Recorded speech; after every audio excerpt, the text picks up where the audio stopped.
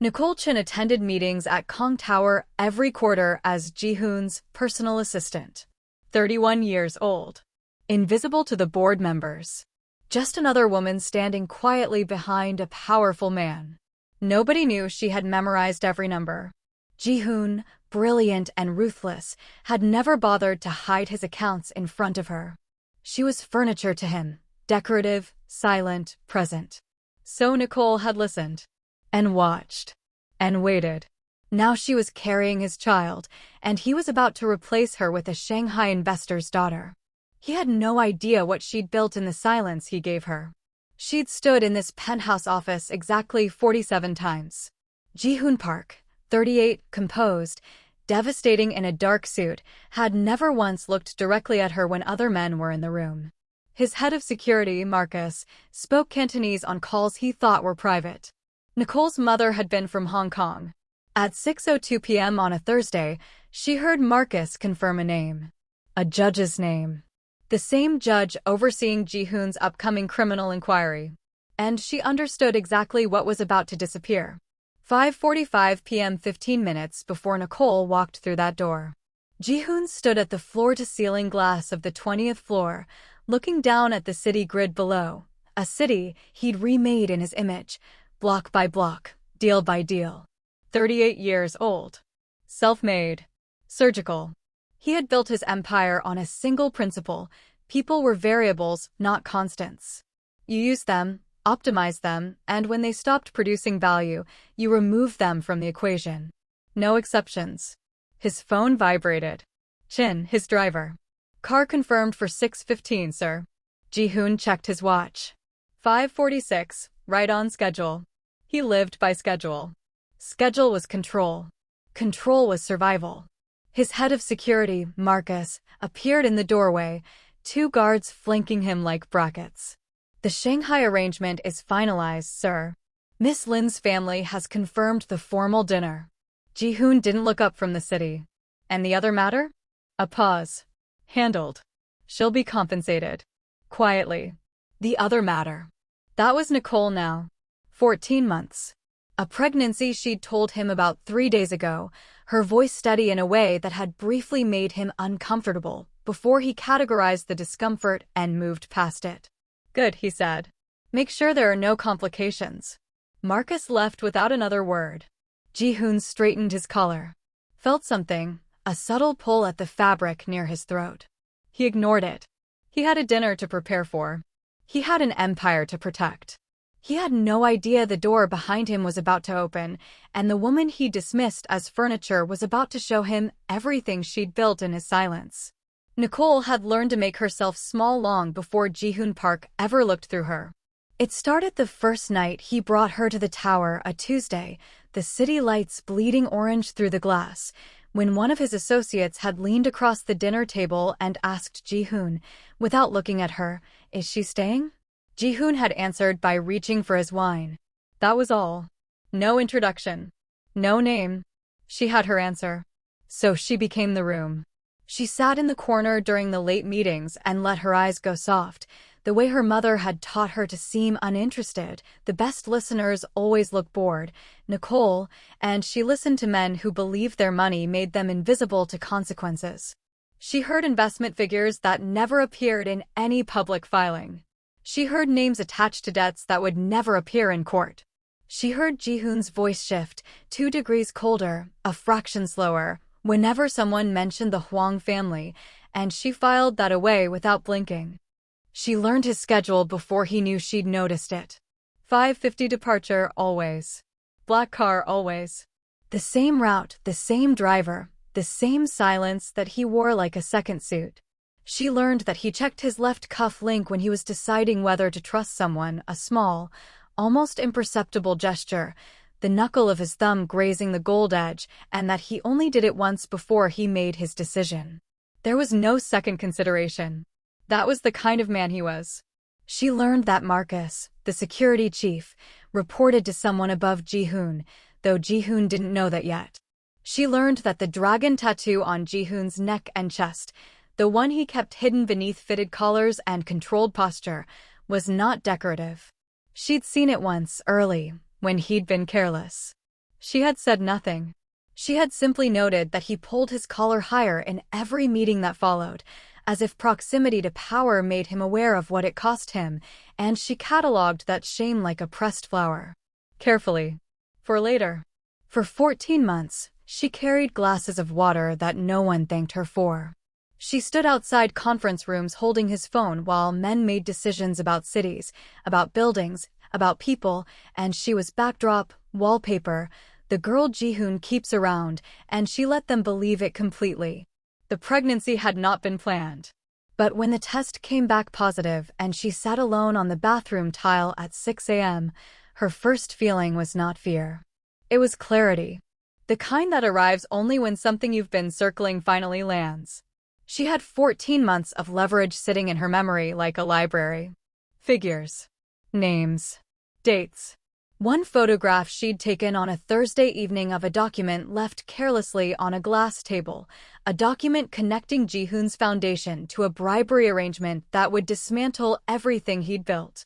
She had a child who would carry his name whether he chose it or not.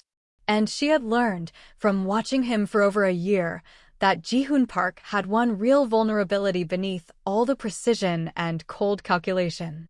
He could not afford exposure. She stood up from the bathroom tile, smoothed her dress, looked at herself in the mirror for a long moment, then stopped being invisible. Jihoon's mornings ran like code. 5 a.m., eyes open, no alarm needed.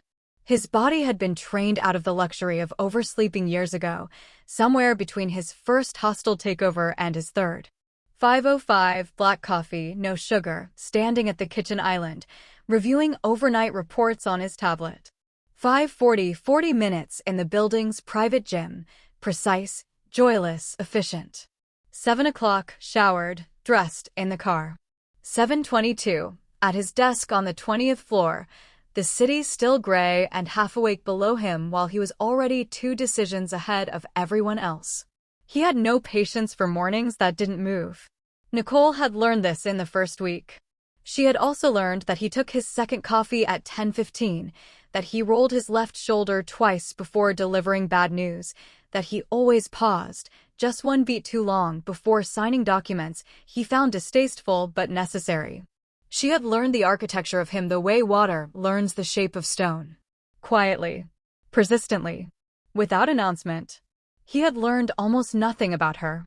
That was the arrangement, unspoken but absolute. She existed in the margins of his schedule, a dinner here, a weekend there, summoned and dismissed with the same efficiency he applied to everything else. She was a preference, not a priority. A habit he indulged when the relentlessness of his own life required something softer to press against. He never asked about her family. He didn't know she spoke Cantonese, Mandarin, and passable French. He didn't know she had a degree in financial forensics, that she'd graduated top of her class, that she'd taken the quiet job behind his chair because proximity to power was the only map she'd had out of a life that had tried very hard to swallow her whole. He saw a beautiful, composed woman who never demanded anything. He had mistaken her stillness for simplicity. There were mornings, early ones, when the light in his penthouse came in low and golden, and he hadn't yet armored himself for the day, when Nicole would already be awake, sitting at the window with her coffee, looking at the city with an expression he couldn't quite categorize. Not longing. Not sadness. Something more focused than either.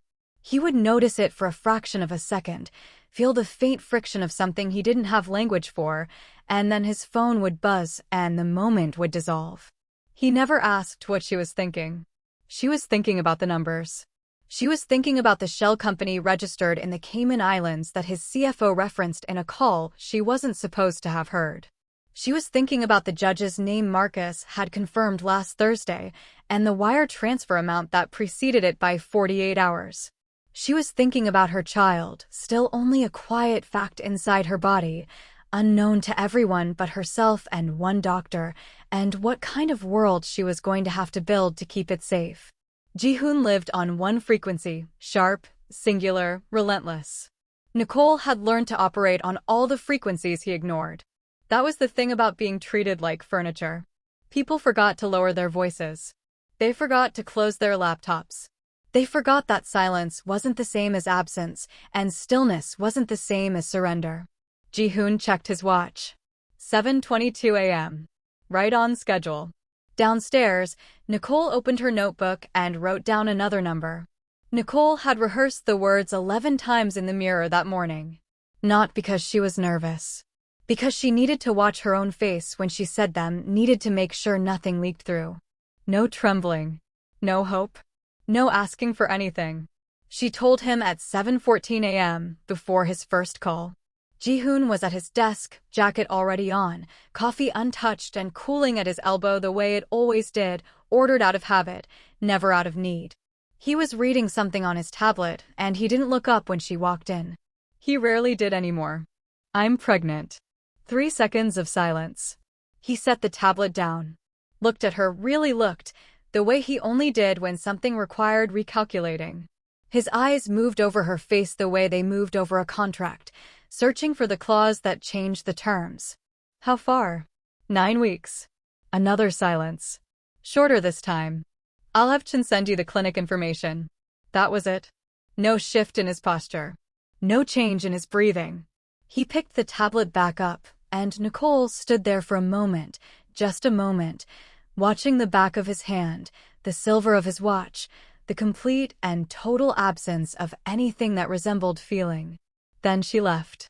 She made it to the elevator before the understanding arrived, not as emotion but as clarity, cold and precise, the way important things always felt when they finally settled.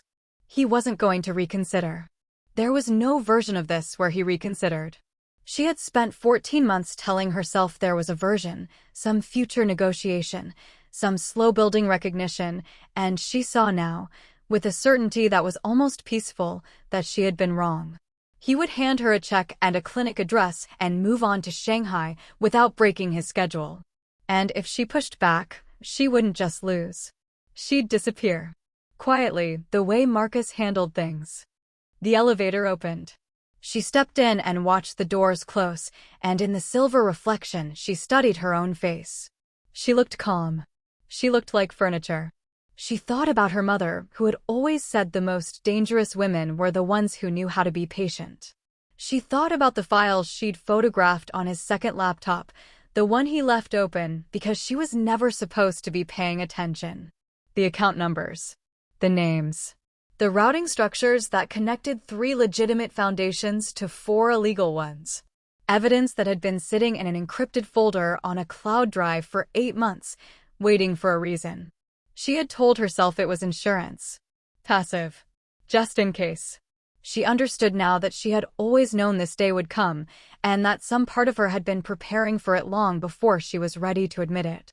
The elevator reached the lobby. She stepped out into the marble foyer, into the cool, indifferent air of the building he owned, and she made a decision. She was going to do something that looked reckless. Something that looked emotional. Something a smart woman, a careful woman, an invisible woman would never do. She was going to walk into the room where it would hurt him most, at exactly the moment it would cost him everything. She was going to make him look at her. Not at the problem. Not at the liability. At her. She was 9 weeks pregnant, and she was done being furniture. The envelope arrived on a Tuesday. Nicole found it on the kitchen counter of the apartment Ji-hoon paid for, cream-colored, heavy stock, the kind of paper that cost more than her first month's rent. No note inside. Just a cashier's check with 6 zeros and a single business card embossed with the name of a family lawyer she'd never met. She stood there for a long time, one hand resting on her stomach. So that was what 14 months looked like to him. A number. A clean exit. The kind of transaction Ji-hoon Park executed before breakfast without breaking his schedule. She set the check down on the counter and walked to the window. The city looked the same as it always did, indifferent, glittering, moving without her. For a moment she let herself feel it. The smallness of it. The specific humiliation of being managed rather than spoken to. He hadn't even called. Hadn't sent Marcus with a rehearsed explanation or a softened version of the truth. Just the envelope. Just the number. Just the clear, efficient message, you are a line item, and you have been closed. She pressed her palm flat against the glass. Then she went to her closet. Behind the winter coats, behind the shoes she'd stopped wearing when her feet began to swell, was a gray fireproof box. She'd bought it herself, paid cash, kept it registered to a name he didn't know. She knelt slowly, opened it, and looked at what was inside. 18 months of patience, organized into manila folders. Wire transfer records. Shell company registrations. Photographs of meetings that were never supposed to happen. A recording, barely 4 minutes long, of Ji-hoon's voice authorizing something that would end his Shanghai deal before it could begin, and his freedom along with it. She had copied everything twice. One set lived here. The other was somewhere he would never think to look. She had not gathered this to use it. She had gathered it because a woman in her position needed to understand the ground she was standing on. She had told herself that for months. That it was just knowledge. Just insurance. Just the reasonable habit of a woman who had learned, early and hard, that no one was coming to protect her. But now she looked at the cashier's check still sitting on the counter, and she understood that the moment had always been coming. She had simply been waiting to be pushed far enough to believe she deserved to push back. She thought about the child. Not abstractly, not as a concept or a complication, but as a person. Small and specific and already hers in a way nothing else in this apartment was. A person who would one day need to understand what their mother had done and why. She didn't want that answer to be, "I accepted the envelope," and disappeared quietly. Nicole closed the box. Stood. Crossed back to the counter and picked up the cashier's check between 2 fingers, looking at it the way Ji-hoon looked at things he was about to remove from the equation. She tore it in half. Then she picked up her phone and called the one number she'd never used, the direct line to Ji-hoon's executive floor that she'd memorized 8 months ago, during a night he'd fallen asleep mid-sentence and left his phone unlocked on the nightstand. It rang twice. His assistant answered. "I need to be on tomorrow's schedule," Nicole said. Her voice was completely steady. "Tell him it's personal. Tell him I said he'll want to make time." She hung up before the woman could respond. Outside, the city kept moving. Nicole stood in the center of the quiet apartment and felt, for the first time in months, that she was finally moving with it. The elevator doors opened at 6:01 p.m. Nicole stepped out onto the 20th floor like she belonged there, because tonight she did. She wore the navy dress.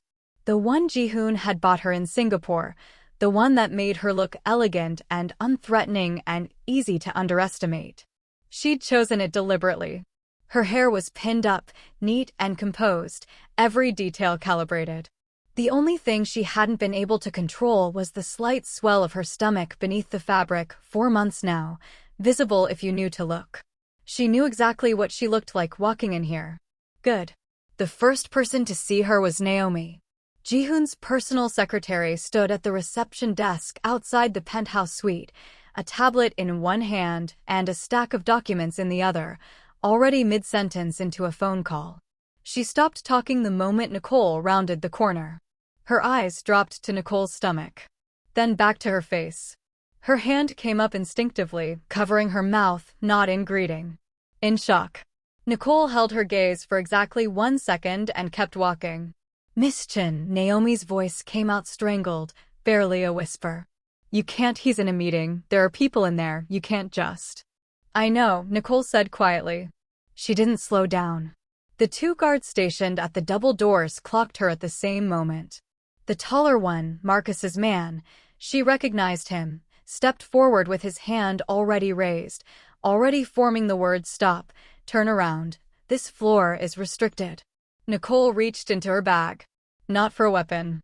For a single folded document. She held it up without breaking stride. The guard's eyes dropped to it, and something shifted in his expression, a flicker of uncertainty, the particular hesitation of a man who recognizes that what he's looking at is above his pay grade to intercept. She'd counted on that, too. "I have a meeting," she said. It wasn't true. But she said it the way Ji-hoon said everything, with the quiet, absolute certainty of someone who had never once considered the possibility of the word no. The guard stepped aside. She heard Naomi make a soft, distressed sound behind her. Heard the rapid clicking of heels as Naomi moved to follow, probably already drafting the emergency message to Marcus in her head, hands shaking over her tablet. Nicole pushed open the double doors. The room was exactly as she remembered. Floor-to-ceiling glass. The city spread out below like a circuit board, thousands of lights beginning to flicker on in the early dusk. The long marble conference table had 3 men seated at it, lawyers. She recognized 2 of them, and at the head, standing with his back to the door, one hand in his pocket, the other holding a phone to his ear, was Ji-hoon. He didn't turn around immediately. He finished his sentence first. That was so like him. Nicole walked to the center of the room and stopped. She felt the lawyers look at her.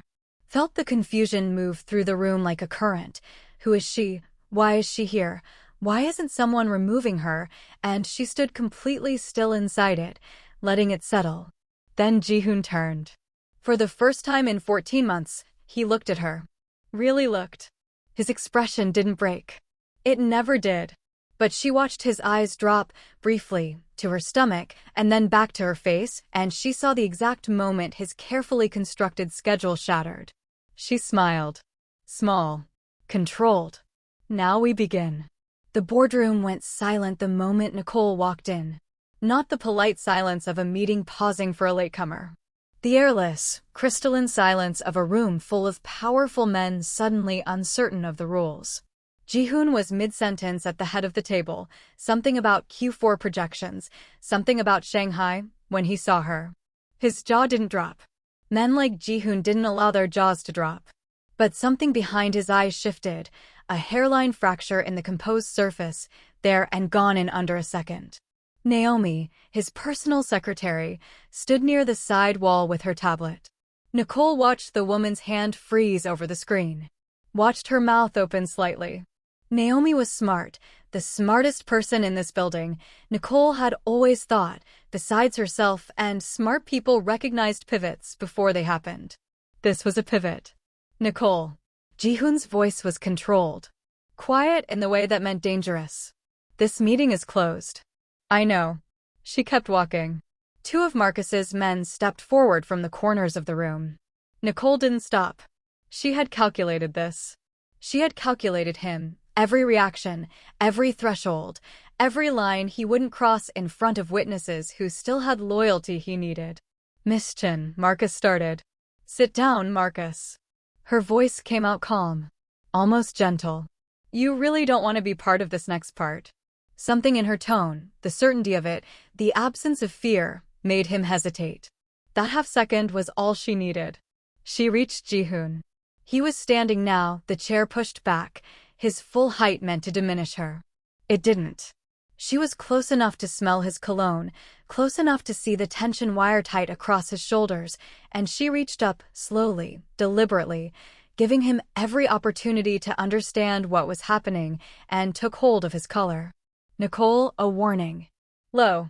Shoo. She held his gaze. Let them see. She pulled the collar back. The dragon tattoo uncoiled from beneath the expensive fabric, black ink against skin, sweeping up his neck in a pattern that meant nothing to most people in this room. But it meant everything to the 3 men seated at the far end of the table. Men she recognized from the financial documents she'd spent 14 months photographing. Men whose names appeared in a wire transfer ledger that was, at this exact moment, sitting in the inbox of a federal investigator she had emailed 40 minutes ago. The silence changed texture. One of the 3 men stood, then sat again. Ji-hoon's eyes tracked the movement, and Nicole watched the precise moment he understood. Watched the calculation happen behind his face, the rapid, ruthless arithmetic of a man counting his options and arriving at 0. His jaw tightened. She leaned in close, her voice dropping below the range of the room, meant only for him, warm, quiet, and final. Now you're mine. For the first time in 14 months, Ji-hoon Park looked at her. Really looked. Not through her, not past her, at her. As if she had materialized fully formed from air he'd been breathing without noticing. Across the room, Naomi set her tablet down on the side table. Carefully. Precisely. And did not pick it up again. The guards in the corners hadn't moved.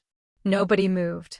Nicole straightened his collar, a small, deliberate gesture, almost tender, and took one step back. She had built this moment in silence. Now she would let it breathe. The room didn't erupt. That was the thing nobody would remember correctly later. They would retell it as chaos, as shouting, as the sound of something breaking. But the truth was that the Empire cracked the way expensive things always do, quietly and all at once. Nobody moved. Not Marcus. Not the two guards bracketing the doorway. Not Naomi, still frozen at the edge of the room with her tablet pressed against her chest like a shield. Ji-hoon stood at the center of it, his collar open, the dragon tattoo exposed to the cold air of the boardroom and the cold eyes of the 3 federal investigators who had been waiting, patiently, professionally, for exactly this moment. Nicole had made sure they were patient. She had given them something worth waiting for. Ji-hoon's hand came up slowly, almost involuntarily, reaching toward his collar. Then he stopped. Lowering his hand was the first real decision he'd made in the last 90 seconds, and everyone in the room understood what it meant. Covering it now would be an admission. Leaving it exposed was worse. He turned to look at her. Nicole didn't look away. She had spent 14 months learning to make herself small in rooms like this one, angling her body toward the wall, dropping her gaze when his associates looked through her, laughing softly at things she didn't find funny so that powerful men would feel comfortable and keep talking. She had been very, very good at it. She was done being good at it. The account records, she said, and her voice didn't shake, are all ready with their office. The secondary files, the ones tied to the judge, were sent this morning. She paused. Before I came here, one of the investigators shifted. A small movement, almost nothing. But Ji-hoon caught it, and she watched him understand. They already knew. She hadn't handed them a weapon tonight. She had simply arrived to show him she'd pulled the trigger days ago. His jaw moved. No sound came out. Naomi made a small, involuntary noise and pressed her tablet harder against her chest. Sir. Marcus took a half step forward, not toward Nicole, not toward the investigators, just a half step into open space, the movement of a man whose instincts were running ahead of his orders. He looked at Ji-hoon, waiting. Ji-hoon said nothing. Marcus stopped. That was the moment. Not the tattoo, not the documents, not the investigators with their careful, recording eyes. It was Marcus stopping. Ji-hoon had built 13 years of loyalty on the certainty that when he stood in a room, the room organized itself around him. That certainty had always held, in every negotiation, every confrontation, every cold dismissal he'd ever issued from behind a mahogany desk. It didn't hold now. The room was organized around Nicole. She watched Ji-hoon process this, the exact second it moved through him like something structural giving way. His expression didn't collapse. She hadn't expected it to. He was too controlled for collapse, too proud for anything as honest as visible devastation.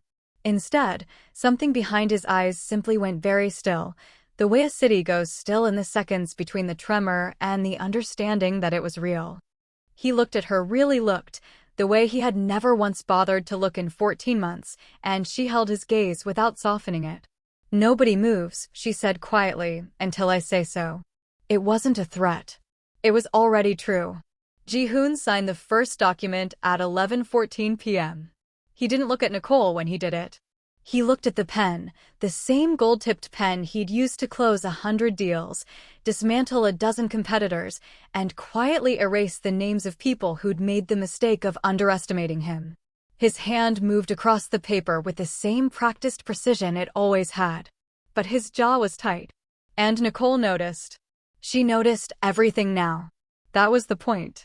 The penthouse was quiet except for the low hum of the city below and the soft sound of paper moving across the marble desk. Marcus and the guards were gone. Naomi had been sent home an hour ago, still pale, still unable to fully process what she'd witnessed in that boardroom. It was just the two of them now, the way it used to be, except nothing about this was the way it used to be. Ji-hoon pushed the second document across the desk without a word. Nicole didn't reach for it immediately. She let it sit there between them, the silence doing what she no longer needed her voice to do. Then she picked it up, read it slowly, and set it back down. The property transfer needs to include the Busan account, she said. Not just Seoul. He looked up then. Something moved behind his eyes, not anger exactly. Something older than anger. Something that looked almost like recognition. "You've been thorough," he said. "I had time." He held her gaze for a moment, then looked back at the document. His pen moved again. She had spent 14 months being the woman he looked past. She had memorized the combination to his secondary safe while he was on a call. She had photographed documents he left open on his desk because he'd never imagined she'd bother. She had listened to every Russian conversation Marcus thought was private, every Cantonese call his Hong Kong contacts assumed was secure, every offhanded number Ji-hoon had quoted aloud in empty rooms she'd been standing in, silent as wallpaper. She hadn't planned all of it. Not at first. In the beginning, she'd simply been paying attention the way women like her learned to pay attention, carefully, quietly, as a form of survival. But somewhere in the second month, watching him check his watch while she spoke, watching him look through her at dinners where she was seated just far enough away to be deniable, she had made a decision. If she was going to be invisible, she was going to make invisibility useful. Ji-hoon signed the final page and set the pen down with a quiet, deliberate click. "If this ever surfaces," he began. "It won't," Nicole said. "As long as everything I've asked for remains exactly as written." He was quiet for a long moment. Outside, the city hummed on, indifferent, glittering, unaware that the architecture of one small empire had just been silently rearranged. "The child," he said finally, his voice stripped of its usual precision, something raw underneath it that he hadn't meant to let through. "What do you want for the child?" Nicole looked at him. Really looked at him, the way she had in the beginning, before she'd understood what he was. Before she'd understood what she would have to become to survive him. "Everything," she said quietly. "The same thing I've always wanted." She picked up the documents, folded them once, and placed them in her bag. Ji-hoon didn't move. For the first time in 14 months, he had no idea what happened next. 6 months later, the city looked the same from the 20th floor. Nicole had decided that was the strangest part. The glass, the grid of lights below, the skyline indifferent and enormous, all of it identical to the view she'd stood behind Ji-hoon and admired in silence for over a year. Same window. Same altitude. Same hour. Different chair. She set down her tea and pulled the quarterly report across the desk, her desk now, black marble and clean lines. The leather chair adjusted 2 inches lower than Ji-hoon had kept it because she preferred her feet flat on the floor. Small change. Intentional. Everything was intentional now. Her assistant knocked twice before entering. Young, precise, a woman named Dana who had worked at Kong Tower for 3 years and never once questioned why the organizational chart now listed Nicole Chin at the top. "The Seoul delegation confirmed for Thursday," Dana said, setting a folder on the corner of the desk. "And Mr. Park's attorney called again." Nicole didn't look up from the report. "Tell him Mr. Park's attorney can direct all further communication to our legal team." "Yes, ma'am." The door closed softly. Nicole turned a page. Somewhere in the building below her, Ji-hoon still had an office, a smaller one on the 12th floor, a concession she had allowed because removing him entirely would have spooked the board before she'd finished consolidating. She was patient. She had always been patient. It was the skill everyone had mistaken for passivity. She pressed one hand briefly to the side of her stomach, habit now, the baby not yet arrived but close, her body a constant low hum of presence and weight and aliveness. 7 weeks. She'd stopped counting the way she used to count, in fear. Now she counted in preparation. There was a knock at the open doorway. Marcus, former head of security, now reporting directly to her, stood at the threshold with the careful posture of a man who had recalibrated every instinct he owned. "The Guangzhou transfer cleared," he said. "Good." She finally looked up. And the judge. Cooperating fully. Of course he was. Nicole had made certain that cooperation was the only rational choice available to him. She hadn't threatened anyone.